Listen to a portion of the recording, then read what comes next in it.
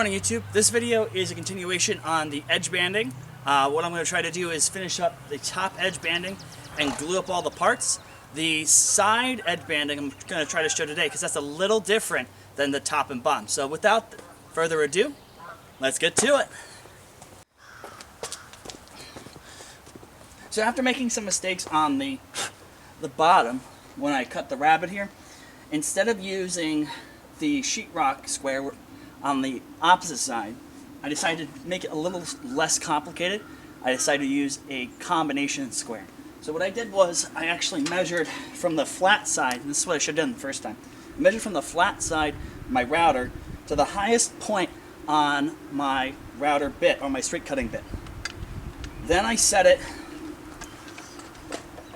against the fence so that only a 1/4 inch, because it's a 1/4 inch bit, only a 1/4 inch of material will be removed from the workpiece. Now, something I didn't really go into detail last time is I actually went in the reverse direction, or the reverse feed direction, because I don't want to tear out this top material, because then it'll show up. So again, the veneer on the top is very thin, it chips easily. So instead, I'm going to go in the reverse direction to remove most of the material, and then when I do my final pass, I'm just going to slowly go in the opposite direction to clean it up. So again, when I'm removing large amounts of material, I'm going to actually go in the opposite direction so I don't tear out. So as I'm routering right now, I'm going to start from this side and work the opposite. Normally we go the other way when we're on a table, but since I'm handheld and I'm trying to be super careful, I'm going to go this way instead. With that said, let's get to it.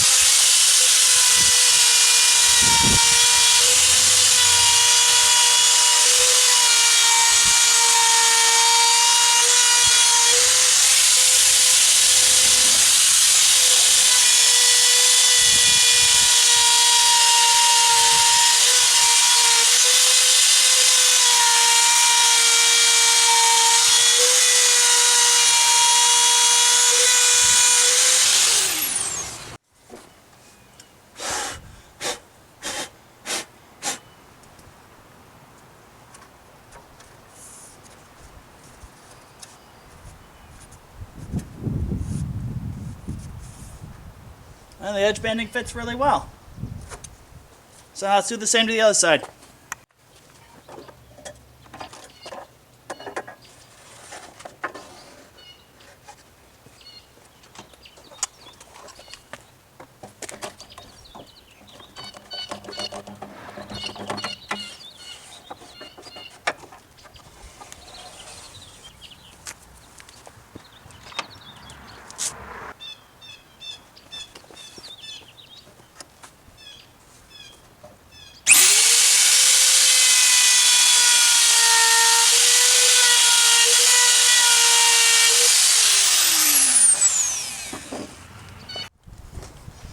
So now what I'm going to do is I'm going to cut a notch in the top part of these side edge banding pieces so they can lock into the front without showing the joint on the front.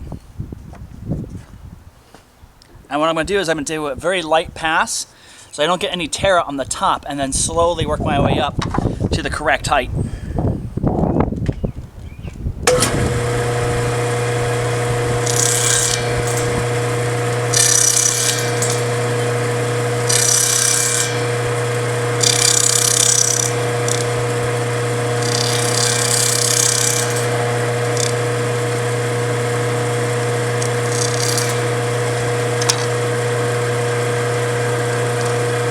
And now I'm going to go test it on the workpiece.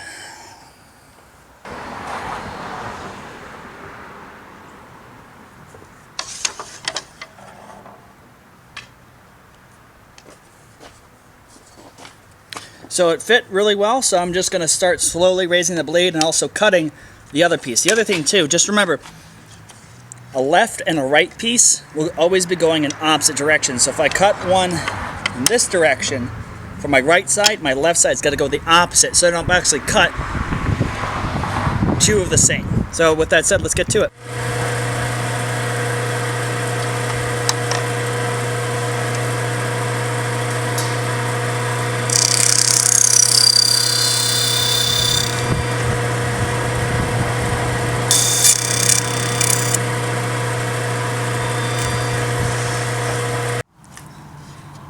And that slides in perfect. So now this top edge banding is ready for gluing. So with that said, let's get to it. So gluing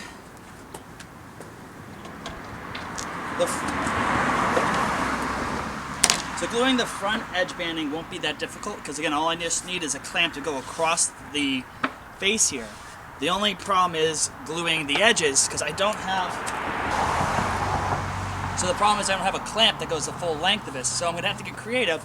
I'm probably going to use some ratchet straps to pull my workpiece into the edge, going the full length of my dresser top. So with that said, let's get to it.